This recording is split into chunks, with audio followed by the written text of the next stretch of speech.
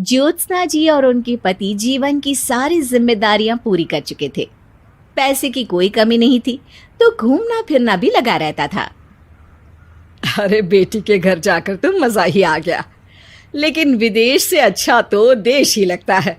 अब मन को चैन मिला। अरे लेकिन वहां की औरतें देखिए, कितनी फिट, स्मार्ट और चमकती हुई। आदत से तो बाज नहीं आओगे आप। अरे मजाक कर रहा हूँ यार। अच्छा मैं जरा बाजार होकर आता हूँ। पति बाजार जाता है, जहां उसे एक अजीब सी दुकान दिखाई देती है। अरे ये क्या बात हुई? अंदर आओ 50 के, बाहर निकलो 40 के। हम आपकी 10 साल उम्र कम करते हैं। अरे ऐसा क्या करते हैं भला?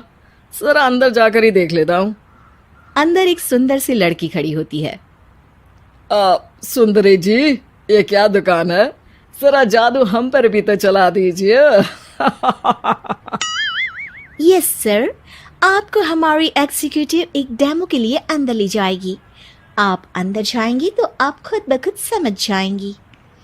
पति अंदर जाता है, जहां सेल्स गर्ल मिलकर पति को नकली बाल, नकली दांत, रंग बिरंगी कपड़े के साथ रंगीन चश्मा लगा देती है। देखिए, अब खुद को शीशे पे देखिए और बताइए सर। हाय दयो, ऐसे तो मैं किसी हीरो से कम नहीं लग रहा। दे दो, सारा सामान पैक कर दो। पति खुशी खुशी वहां से निकल जाता है। घर आकर वो सारा सामान छुपा देता है। फिर अगली शाम। सुनो, मैं वॉक पर जा रहा हूँ। इस वक्त? अरे नाती पोतों को वीडियो कॉल करके बात तो कर लो। अब हाँ, आकर करता हूँ ना, पक्का पक्का। पति बाहर जाकर सारा मेकअप करता है और मार्केट में घूमता है, जहां उसे एक स्मार्ट सी महिला दिखती है। क्या आपको मुझसे कोई काम है? नहीं नहीं, आप तो बहुत हैंडसम है। थैंक्स। वैसे आप भी कम नहीं है। वैसे क्या उम्र होगी आपकी? लगता कितने का हूँ? 40 के तो पूरे लगते हैं। अब क्या था, 50 साल के पति को कोई 40 का बोल दी तो।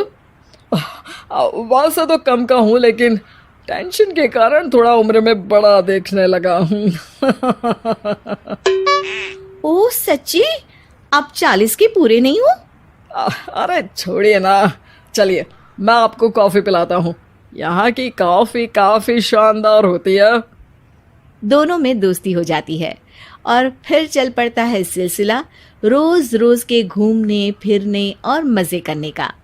अब सारा दिन पतिदेव फोन पर। अरे नाश्ता तो कर लीजिए, क्या सारा दिन फोन पर लगे रहते हैं? अरे यार, जरूरी काम कर रहा हूँ मैं। रिटायर हो, पेंशन मिलती है, कोई काम नहीं है, फिर कौन सा जरूरी काम आन पड़ा आजकल? अरे एक प्रोजेक्ट के सोशल नेटवर्किंग का काम है, उसी पर काम कर रहा हूँ। ठीक है, चलो अब नाश्ता कर लो, देर हो रही है। पति अपना नकली सारा सामान बिस्तर के पास छुपा कर सोता, सुबह चुपके से पहनकर बाहर जाता और घर आने पर उतार देता। एक दिन पड़ोसन कहती है, अरे ज्योत्सना बहन, तुम लोगों के घर कोई हैंडसम सा आदमी रहने आया है क्या? अरे कहाँ यार, मैं और ये दो ही तो लोग हैं घर में। हैंडसम सी शक्ल देखे तो मुझे भी जमाना हो गया है। अरे पता नहीं, वो जाता तो तुम्हारे ही घर में है, क्या पता कौन होगा। अरे तुम्हारी उम्र हो रही है ना, और भाई साहब को भी गए 5 साल हो गए, शायद इसीलिए अब सारे हैंडसम नजर आ रहे होंगे। पड़ोसन भी ज्योत्सना की बात पर मुस्कुराकर वहां से चली जाती है। एक दिन, अरे सुनो जी, बहू बेटा और पोता आ रहे हैं, कुछ दिनों के लिए वो हमारे साथ ही रहेंगे। अरे शिट यार, ये क्या है? बेटे ने तो कर ली शादी, अब क्या करने आ रहा है यहाँ पर? अरे कैसे बात कर रहे हो जी, इस उम्र में तो माता पिता तरसते हैं कि बच्चे आकर साथ रहे, लेकिन आप है कि। अरे ठीक है ना, लेकिन अब देखो सभी व्यस्त हैं अपनी जिंदगी में। ये लोग आएंगे रहेंगे, कितनी डिस्टर्ब हो जाएगी लाइफ। कैसी बात कर रहे हो?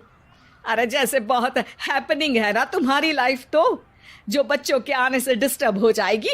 अरे दिन काटने मुश्किल होते हैं, बच्चे आ जाएंगे तो थोड़ा दिन रात पता तो चलेगा। ओफो, ठीक है, लेकिन बोल देना कि ना कोई मेरे कमरे में आए, ना मेरी लाइफ पे दखल दे कि मैं कहाँ जा रहा हूँ, क्या कर रहा हूँ, समझी? खैर, वो दिन भी आ जाता है जब बहू, बेटा और पोता उन लोगों के घर आते हैं। एक दिन, माँ जी, आज मेड नहीं आई है तो मैं आप लोगों के कमरे में झाड़ू लगा देती हूँ। अरे नहीं बहू, वो तेरे पापा को ना पसंद नहीं है कि कोई उनके कमरे में जाए। तू छोड़ ना, मैं खुद ही लगा दूंगी। सास को समझ में नहीं आता कि आखिर उसके पति ने किसी को कमरे में जाने से मना क्यों कर रखा है। खैर, वो साफ सफाई करके बाहर निकल आती है, लेकिन कहते हैं ना, बच्चा तो अबोध होता है, उसे किसी बात का क्या पता। वो खेलते खेलते दादा के बिस्तर तक पहुंच जाता है और बाहर ले आता है दादा का वो सारा सामान जो वो लगाकर घूमते थे। ज्योत्सना की नजर उस सामान पर पड़ती है। वो बच्चे से पकड़कर कमरे में लाती है और पैकेट खोलकर देखती है। हाय रे दैया, ये क्या? लग रहा है कि आजकल ये प्रोजेक्ट नया मिला हुआ है।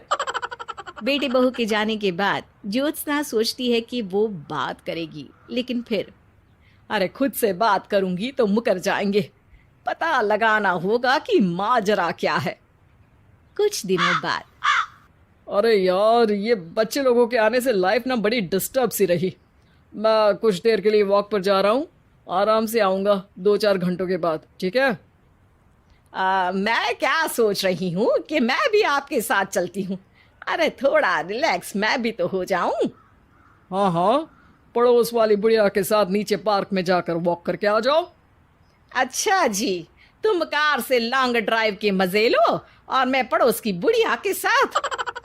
पति नहीं मानता और अपना पैकेट और कार लेकर निकल जाता है। रास्ते से वो उस महिला मित्र को फोन करता है। हाय ब्यूटीफुल, मैं कुछ दिनों के लिए आउट ऑफ कंट्री था, आज आ गया तो सोचा तुमसे मिल लूं।